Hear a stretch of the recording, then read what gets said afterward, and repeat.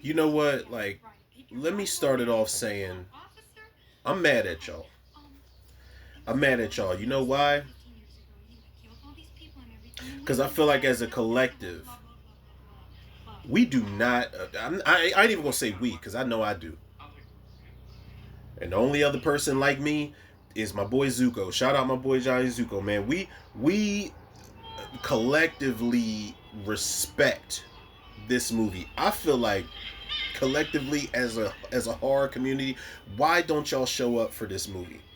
Why does nobody praise this movie the way that it deserves to be praised? Like Popcorn, everybody always credits, and I'm gonna get a whole bunch of shit for this. I don't care, because I've said this in my own episodes. I've said this on RNZ Live. I've said this in certain video snippets, clips, whatever the fuck. Post, like I never get tired of saying it. We always talk about Scream, right? And rest in peace, shout out to the late great Wes Craven, the fucking creative genre genius, right? Um, but we always talk about Scream when it comes to this redefined the slasher genre and the genre, and this was groundbreaking, and this was meta, and this, and we owe a lot, so much to the slasher genre because of Scream. Yeah, that's cool and all, and I love Scream, don't get me wrong, I do. I think in a world of slasher movies, Scream is a top 10 for sure, and it's not even anywhere close to being at the bottom. Like, Scream is definitely a game changer, but we don't talk about this one enough, man. Like, I think that Scream owes a lot to this movie right here.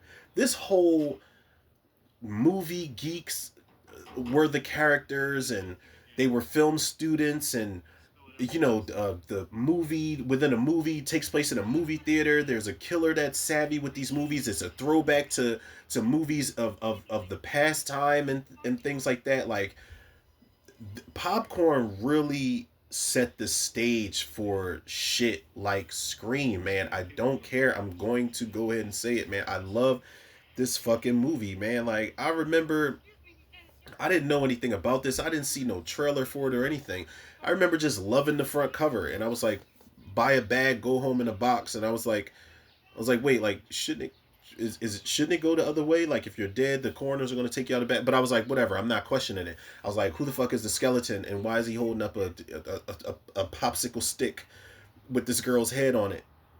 And Jill Sholin turned out to be that girl. And then I think I went back and I saw her in, like, The Stepfather, and When a Stranger Calls Back, and things like that. But this was my introduction to her, and this was my introduction to this movie altogether as a kid, man. And I was like, this is now granted, of course I saw this before Scream, but I was like, this is genius, man. And then you've got this killer, like, it's kind of like this who done it, and there's a crazy, like, cultish backstory to the main character, and her, and who would turn out to be somebody she knows. I'm not going to spoil it for anybody that hasn't seen it, but yeah, there's a twist on everything, and like the killer reveal, and the killer was making masks of these people, man. He had a machine where he would put their bodies in there, or not, and he would just make masks of them and just double them in the theater, and just do this, like, manipulative, like, trickery shit, where you would think it's somebody, but it's not, because the killer's got a latex mask on. I'm like, Jesus Christ, man, this movie's amazing, man. And I feel like this is one of those movies that's really contagious. Whether it's the soundtrack, now reggae might not be everybody's cup of tea, but I think this was supposed to be filmed one place, and they ended up filming it somewhere in Jamaica, if I'm not mistaken. So they had, like, Jamaican music, and they had, like, a live a Jamaican group play, like, perform at one point in this movie. So they had to, like, make ends meet, but they had tons of extras that came into theater dressed in costume. Like, this movie, and there was a little bit of behind the scenes shit, because it's got, like, multiple directors that are credited for this shit, and I don't know what the beef was or whatever the case may be, but the finished product was fucking great. The finished product was great for this, man. You get you get to switch back in and out so many times, man. I don't think this is a movie where you got to lock in and stay in one mode. All right, I want to be scared. No, this is the perfect balance of horror and humor, and they're going to keep pulling you in, and taking you out and pulling you back in and taking you out. Like they're going to play with you throughout the course of this movie, and I feel like it works. It works really well, man. Just using this whole movie theater as the main set piece is fucking amazing. The extras are great. That's why I said it's a really contagious movie, man, because this movie's got a great energy behind it.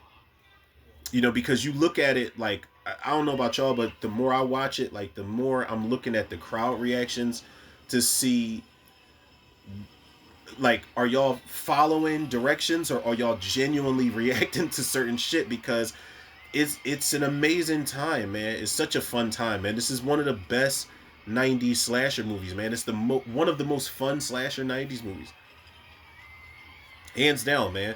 And I just feel like I ain't gonna say we, I'm gonna say y'all. Just feel like y'all don't appreciate this as much, man. It's a genius film. It's it's cheesy on purpose, man. You know, rest in peace. Shout out to Tom Villard too, who played Toby in this movie. Kelly Jo Minter's in this movie, and the fuck, man, like she survived this movie. She survived Nightmare on Elm Street 5, The Dream Master, or I'm sorry, The Dream Child. I don't want to get cast out by the Nightmare on Elm Street fans out there. They're gonna be like, "You called it the Master." Fucking and she survived People Under the Stairs. So Kelly Jo Minter's a national treasure in black horror. So he just got killed with that goddamn mechanical mosquito, and that's vicious. Like the killer's like turning the analog on the remote, like to make sure that the shit on the, oh my god. And this movie's not gory, it's not bloody. Like that little bit of blood with Davis when he gets stabbed, that was probably the most blood spill you saw in the entire movie. And the movie works perfectly without a whole bunch of blood and a whole bunch of gore. You know, what more can I say, man? Popcorn, people.